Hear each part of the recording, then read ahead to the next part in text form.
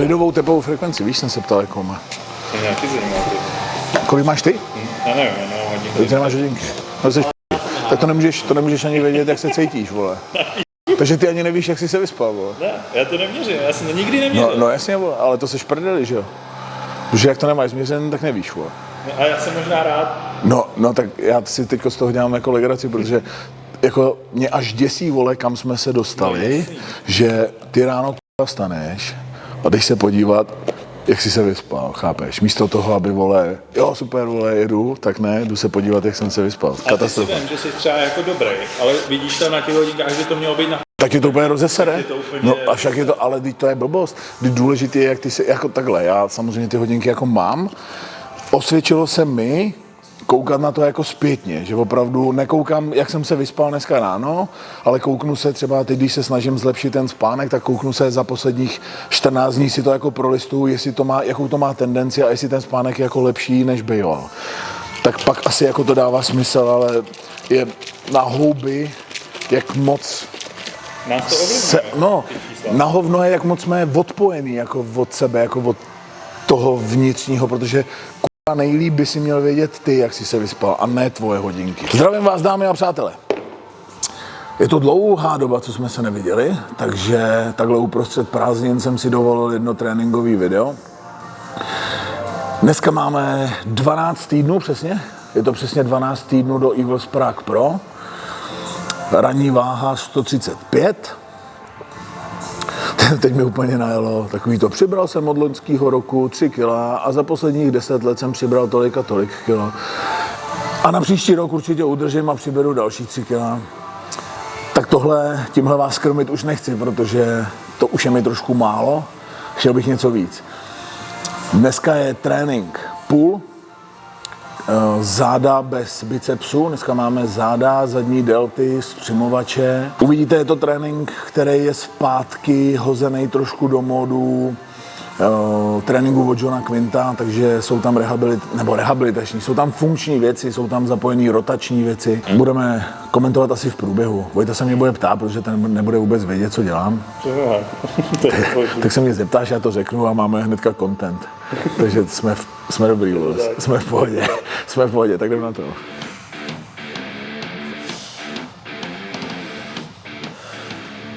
Jsem neměl hlad až, vole, do závodu. A, vole, teď jsem začínal 16 týdnů, vole, do závodu. A první 3 týdny, vole, jsem byl hladový jak vlk. A dneska jsem volal Danovi a on říká, no čau, zrovna ti, právě ti utahuji jídla. A říkám, no tak ho utáhni pořádně, vole, ty. A on, jo, to si určitě chtěl, viď? Říkám, to je jasný, čím víc, tím líp, vole. Ne, opravdu cítím to. Je to zajímavý, no. No, jenom jsem chtěl říct, že ono je to taky kvůli tomu, že mám tu exibici v tom Švédsku a ta je 3-4 týdny jako před závodem, víš. Takže zase na exibičku, aby to jako bylo formy hodný na exibici, no.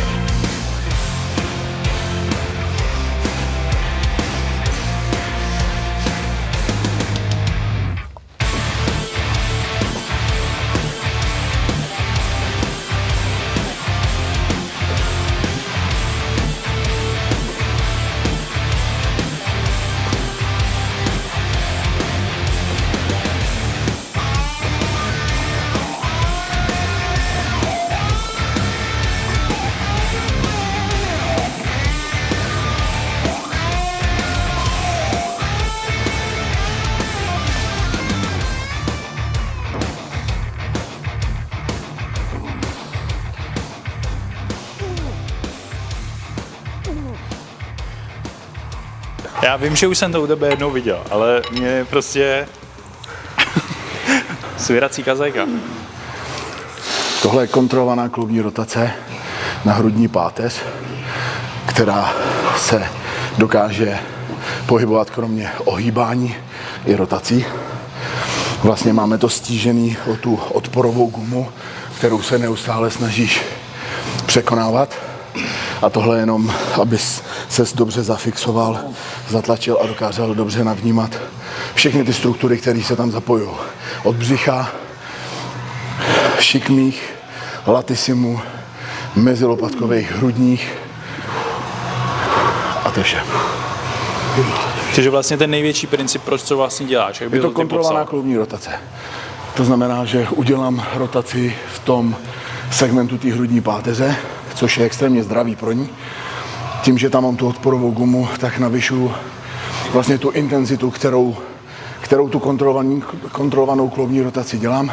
Dalo by se říct, že tohle je kontrolovaná kloubní rotace na hrudní páteř s odporovou gumou s maximální možnou intenzitou. A vlastně tím, že to dávám po té sérii, tak po sérii už mám vysokou tu tepovou frekvenci z té maximální série vlastně do selhání. Jdu na tohle nechci je do selhání, ale vlastně tím, že tím bojuju celou tu dobu, což je klidně třeba, nevím, minuta, tak vlastně celou tu dobu zvyšuju nebo ještě udržuju, nebo ještě zvyšuju tu tepovou frekvenci. A tím, že zapojuju ty vlákna, ty struktury, který ohejbají tou páteří, což jsou i ty zádový svaly, tak tam pořád do nich tlačím krev, ženu tam do nich živiny. Takže série, kterou jsem měl předtím, je... teď nemám krev tady. Ta série, kterou jsem měl předtím, je stimulační. To je série, která by měla vést tělo k růstu, ty svaly. A tohle je za prvý rehabilitační, co se týká té hrudní páteře, a za druhý vyživující série. Ta, která mi tam žene víc a víc živin v ten daný moment. Takže roztahuje fascii zevnitř, to je první věc. A druhá věc, žene tam ty živiny, takže ty svaly mají z čeho dělat. Samozřejmě v průběhu toho je super popíjet intraworkout, ve kterým jsou ideálně aminokyseliny, kreatin pro doplnění tvorby ATP, citrullin, že jo, prostě všechny ty složky, které tam mají být, glutamin, tak to se bavíme o těch aminokyselinách. A ideálně třeba ještě ten cyklický dextrin, když je ten trénink delší, ten náš je skoro až 2 hodiny, včetně teda jako rozcvičení a věcí, které jsou fyzioterapeutický ale jsou to 2 hodiny, kdy jako intenzivně cvičíš, tak doplňovat to ještě tím cyklickým dextrinem. A vlastně tím, že piješ cyklický dextrin, aminokyseliny, který z žaludku se netráví, ale rovnou jdou do krve, do toho oběhu, tak těmahle věcma tam posíláš ty věci tam, kde mají být. Pecka. A ještě vlastně před tou pracovní sérií na ten hammer, tak předchází tahle kontrolovaná kloubní rotace na lopatku. A tam je vlastně tím, že si projedu maximální rozsah té lopatce, který mám, ještě s tou gumou je to vlastně jako intenzivnější signál do toho, tak si připomenu nervový soustavě, připomenu té hlavě tady, v jakém rozsahu jsem zvyklý se pohybovat, co je můj rozsah a kde všude může sahat při tom, kdy ten set, vlastně tu pracovní sérii jako jedu. Takže to vlastně jako inervace, tohle je pro mě inervace. Yes. Inervace, rekapitulace, připomnění si toho, kde se můžu bezpečně pohybovat, to pak použiju při sérii, takže aktivace, přesně tak. Při sérii aktivuju co největší množství motorických jednotek, maximální vliv na růst svalů, stimul k růstu a rekonvalescenční nebo zdravá věc, kontrolovaná kloubní rotace, promazávám vlastně kloub a zároveň vyživuju ty svaly, protože do nich tou vysokou tepovou frekvencí pořád ještě ženu ty živiny.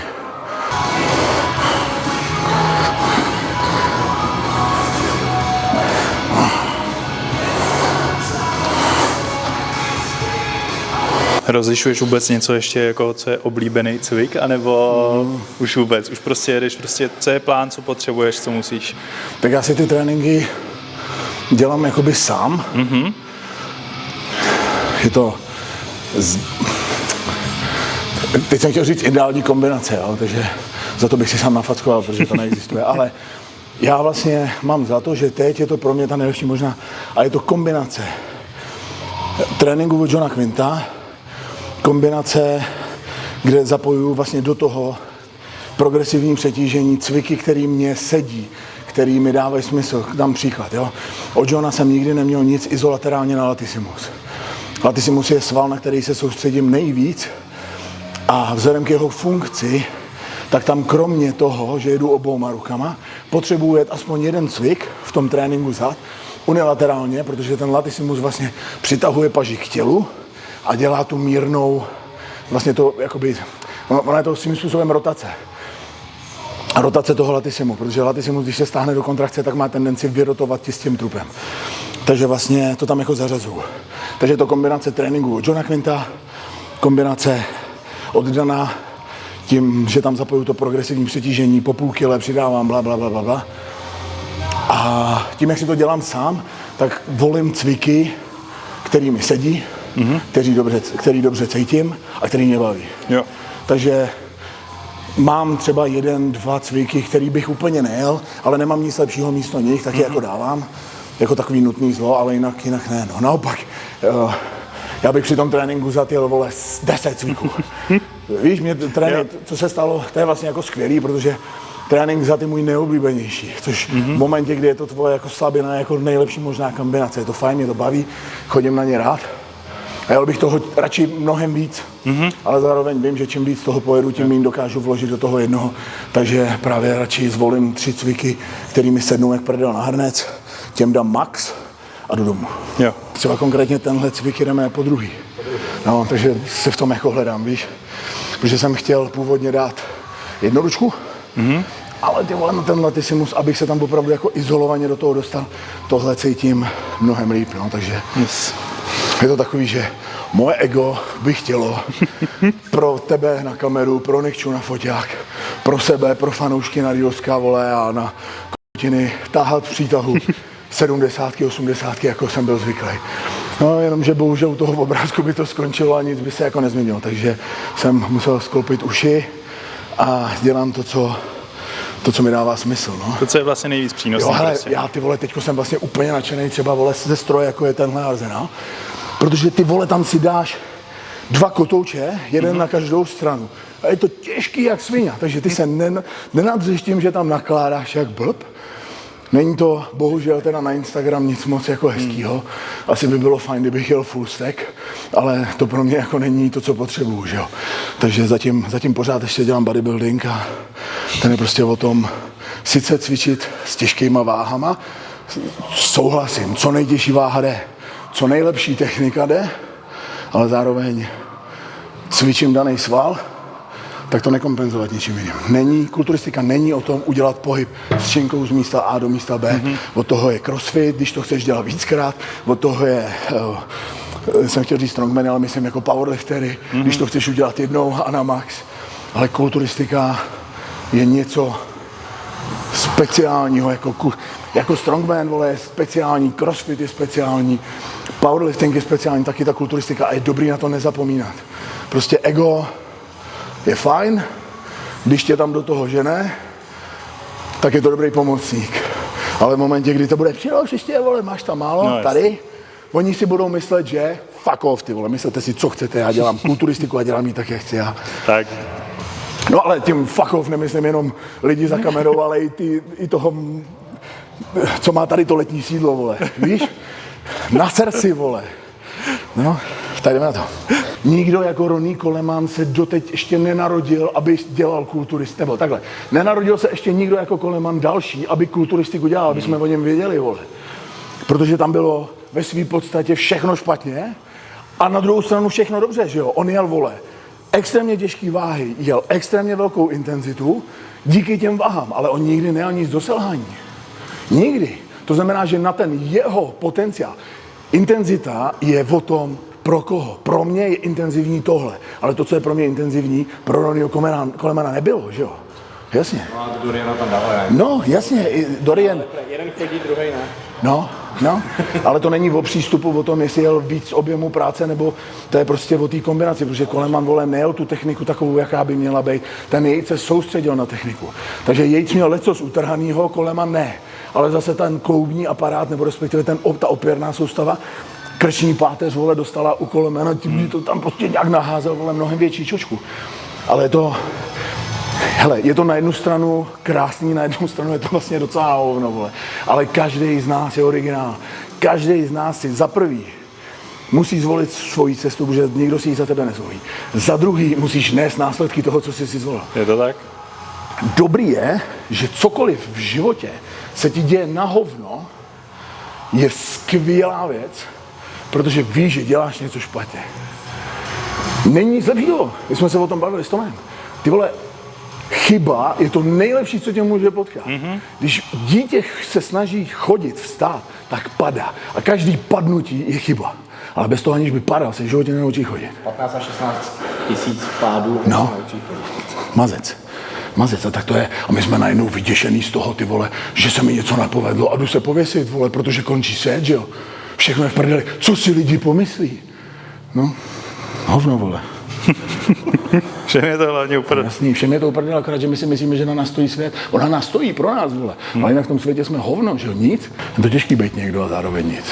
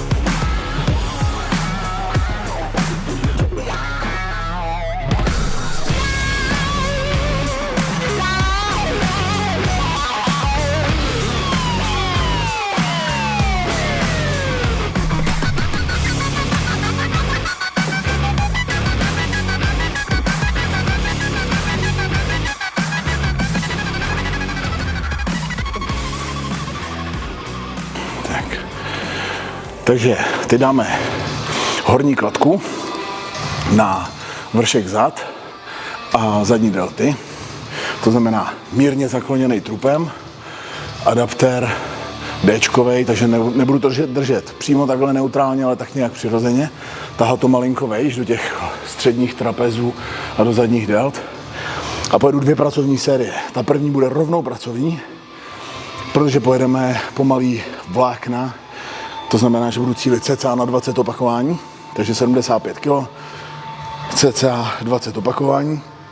K tomu do super série pojedeme tahaní, saní, TRX-kama vlastně buď na facepull, ale spíš to pojedeme až do rotace do toho dvojitého bicepsu, takže externí rotace v rameni v póze dvojitý biceps.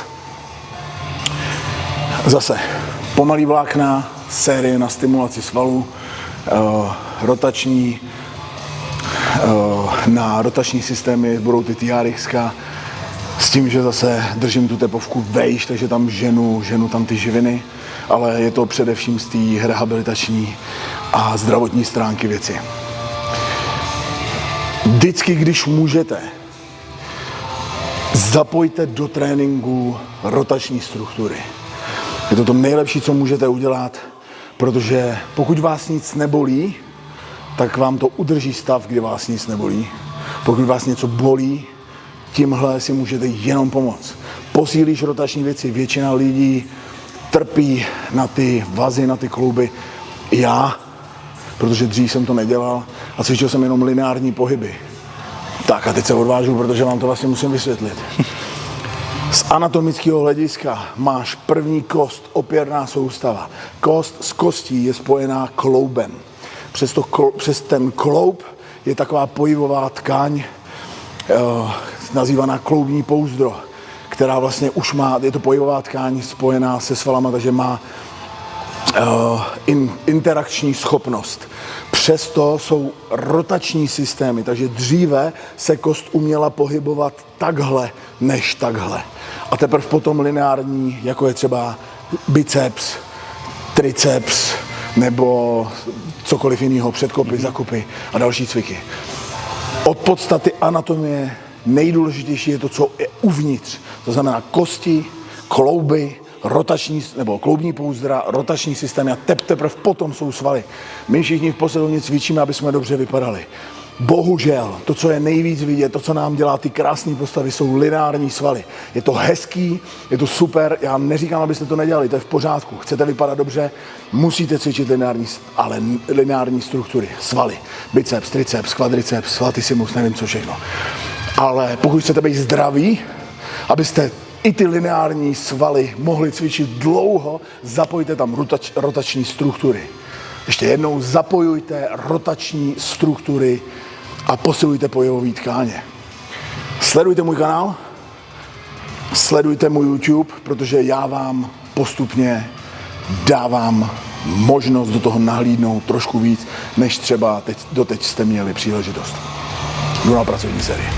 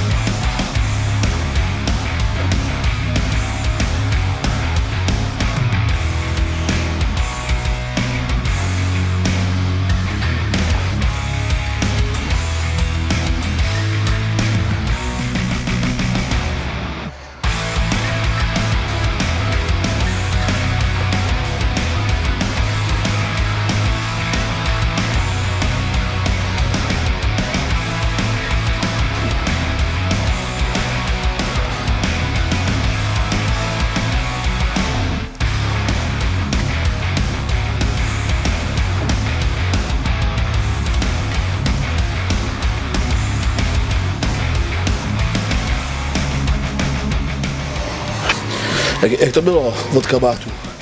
Až skončí tyhle pohromy, hurá zpátky na stromy.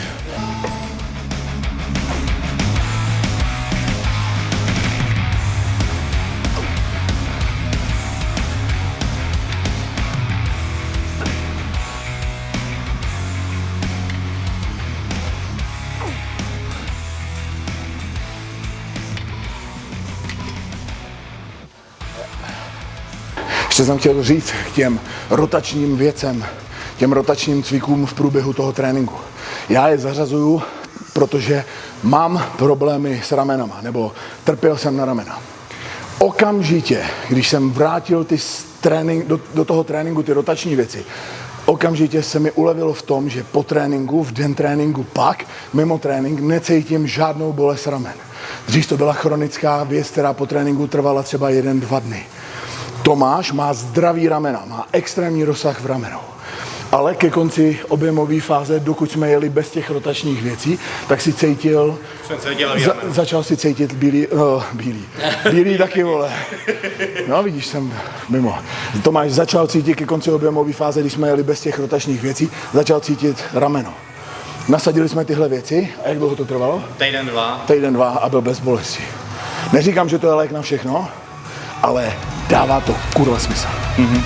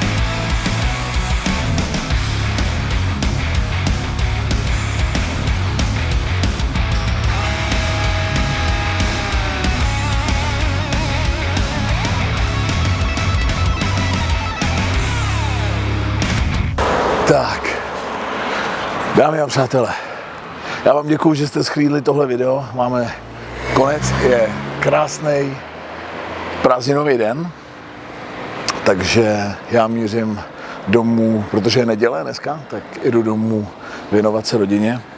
Přemýšlím, Vojti, jestli chceme lidem něco vzkázat. Kdy nás uvidí příště? Neřeří hovna. Kdy nás uviděj? Tak za 2 týdny. To je zbytečně brzo. Tak Mám tě rád, ale takhle brzo zase to nepotřebuju. Teď neřeší hovna. Jo, Všichni řeší moc zbytečné věci, do kterých nic není. No za prvý řeší věci, do kterých jim nic není. A nejenom vy, nemusíte mít strach, jsme v tom všichni. A za druhý řešíme problémy a stresujeme se problémama, které problémy nejsou. Já jsem Nikče dělal doma takové cvičení, protože měla teď zase nějakou chmuru, jednu chmuru. To není podstatný, ale říkal jsem jí takový jako cvičení, představte si, že máte kouzelný klobouk. A do toho kouzelného klobouku vy můžete vzít svůj největší problém a zbavit se ho, hodit ho tam. A tu příležitost mají všichni na světě. Cena za to, že tam ten svůj problém hodíte, je ta, že si vylosujete jakýkoliv další z těch, co tam hodili ty ostatní lidi. Tak co, šli byste do toho, nebo si radši necháte ten váš problém? Já mám teda jasno. Já taky. Tak je to super. Tak doufám, že i vy. Lidi, mějte se krásně, soustřeďte se sami na sebe, to je numero uno. A teprve pak bude to ostatní. Čau. Angry Birds, kosmetika, co má koule. www.angrybeards.cz